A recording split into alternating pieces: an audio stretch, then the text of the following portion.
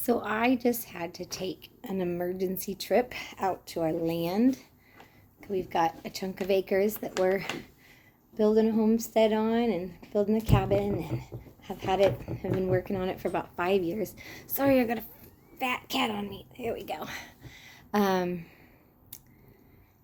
we go out every other weekend or so and work on building the cabin and stuff. And it's 3 hours away, so it's not a hop, skip, and a jump, but it's doable enough. But I just had to emergency trip out there because somebody was panicking about something. We have cows that share chunks of land around us, and so somebody was panicking about something. Doesn't really matter what, but had a panic attack almost, anxiety weighing me down because how am I going to take care of this? Oh my gosh, it's so much to do. There's only one of me. I'm just trying not to have an anxiety attack and drop everything and change all of my plans and just pack everybody up for night and run out there and do what I had to do. And it didn't make any sense, which is not the first time this has happened out there. It was just off the wall, the situation. It was wild. Why would you not just talk to me? That's what adults do. But it's not the first time it's happened. These things after this one happened, I texted my best friend who is from out there and who has gotten so stressed out about out there that she actually ran away to Colorado because it's far away from out there. But I was talking to her and we kind of talked through it and came down to the fact that the spirit of offense, she told me about a situation. I was like, well, that's the spirit of offense right there. I've been working on discernment, and I'm like, all right, God, help my discernment. And that the root of that whole issue is offense. An unnatural amount, which is the spirit part of it.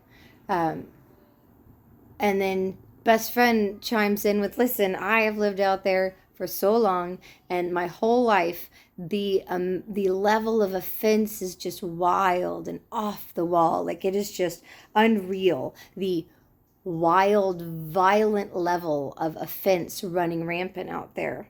Well,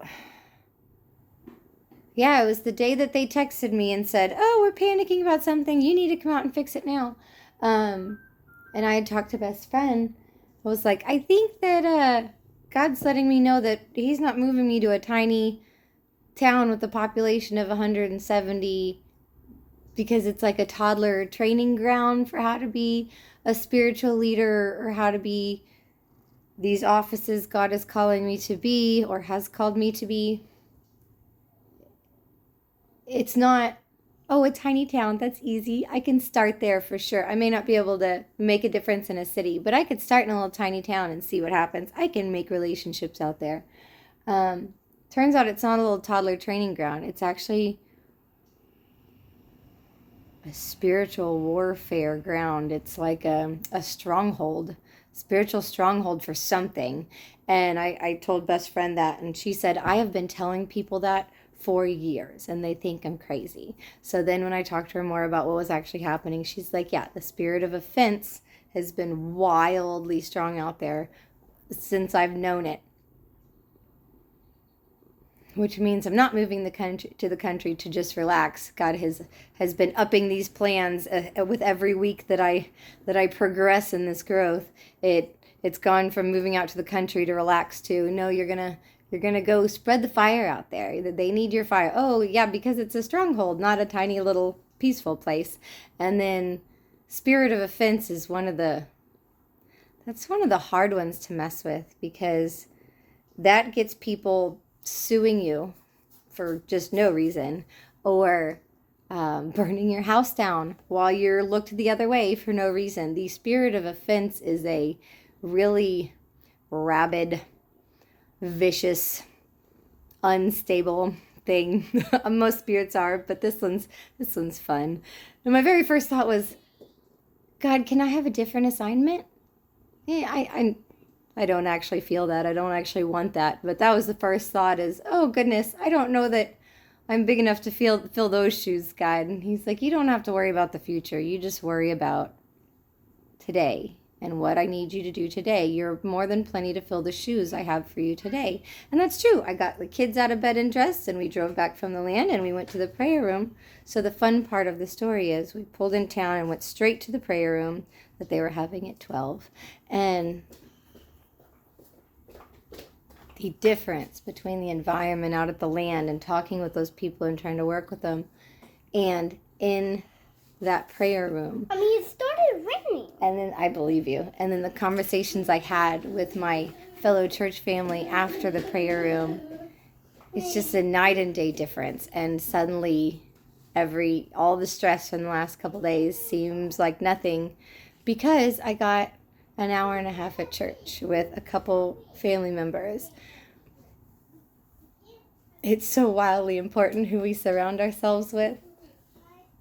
We could do anything. Like, one person can do anything with God, but if you combine a couple of them, I don't know if you can multiply anything exponentially, but that's kind of how that works. 2 of them is twice as much work. 3 of them is to the 3rd power, which is just wild. But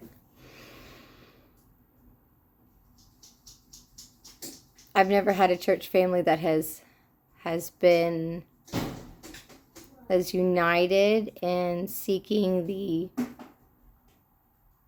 core of the truth and chasing after it and walking it out and being it, like being the body, as I have now.